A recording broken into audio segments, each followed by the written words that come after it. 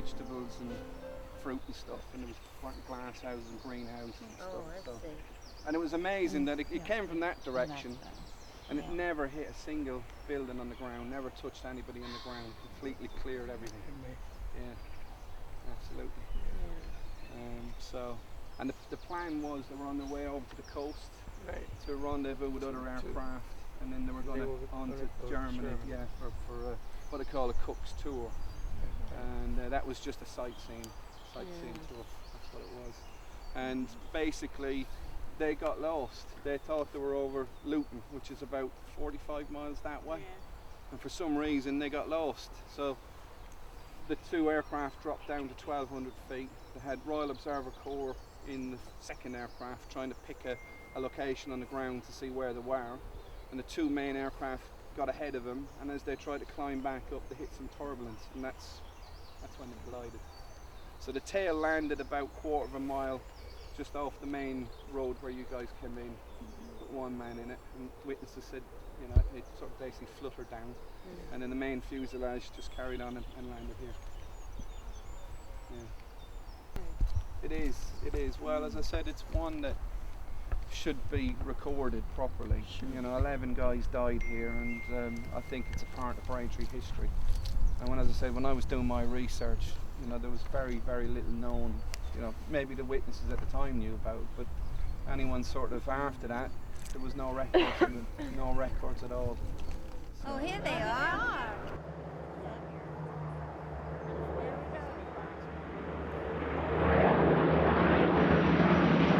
Oh, wow.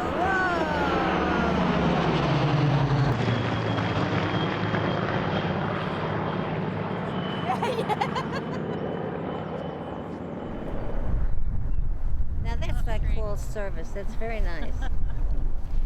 You see him okay? You see him okay? Yeah, they're coming again. There we go. Hey!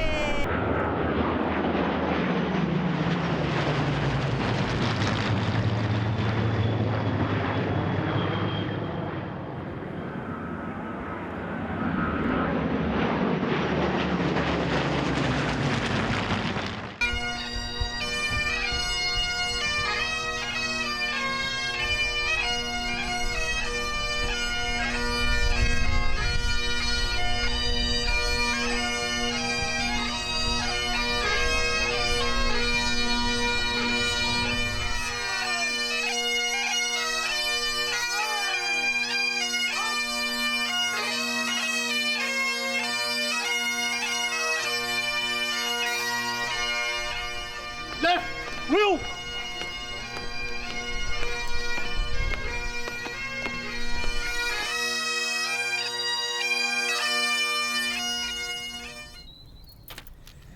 On behalf of Braintree District Council, I would like to welcome you all today to this memorial unveiling service.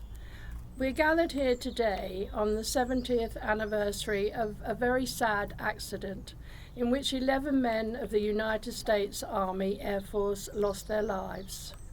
On the 10th of May 1945, just 2 days after the end of the Second World War, 2 United States B-17 Flying Fortresses were involved in a collision over Bocking. One of the aircraft's number 448198 was cut in two. The majority of the plane coming down very near to where we are gathered today. All 11 men on board this plane lost their lives. Today we will be remembering these men and unveiling a memorial stand in their memory. We are very pleased that some of the family members have been able to travel over from America to be with us today and welcome them to Braintree District. Thank you to everyone who has made this memorial service possible, and to you all for being here today. Thank you. Let us pray. We gather here this afternoon to remember those 11 men of the United States Air Force who lost their lives near here 70 years ago today, the 10th of May, 1945. Meriel Blank, Robert Brockman, Wagner Crane, Jerome Gears, Leslie Luck, Paul Messina, George Miller, Irving Nosebound, Thomas Piers, William Powell, and Walker Wallace. We give thanks for the sacrifice that they made in a foreign land in the defence of freedom, and we remember the families and loved ones they left behind. Greater love hath no man than he lay down his life for his friends. And we now come to the unveiling of the memorial, and it's going to be unveiled by Albert Messina, brother of the navigator, Julie Brammer, who's the great niece of George Miller. You're John Holmes, aren't you? Yeah. Is John Chapman here? John Ambrose. John Ambrose. Yeah. And they're going to be helped in the unveiling by 4 members of the Colour Guard from the United States Air Force. Right, shunt! Light is hot.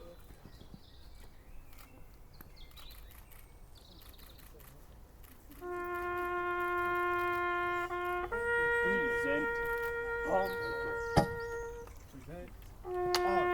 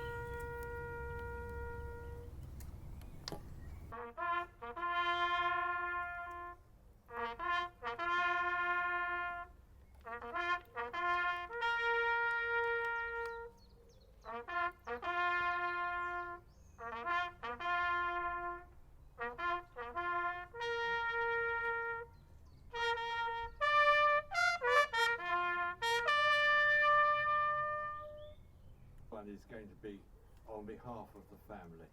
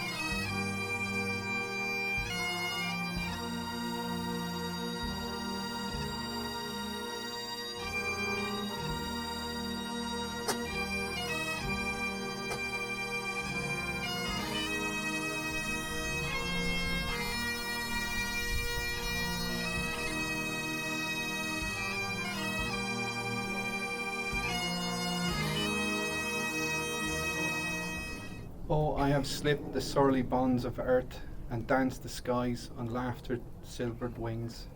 Sunward I climbed and joined the tumbling mirth of sun-split clouds, and done 100 things you have not dreamed of.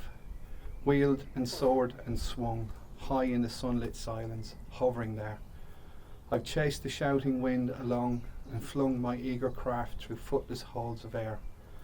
Up, up the long delirious burning blue, I topped the wind-swept heights with easy grace, where never lark or ever eagle flew. And while with silent lifting mind I've trod the high undepressed sanctity of space, but out of my hand and touched the face of God.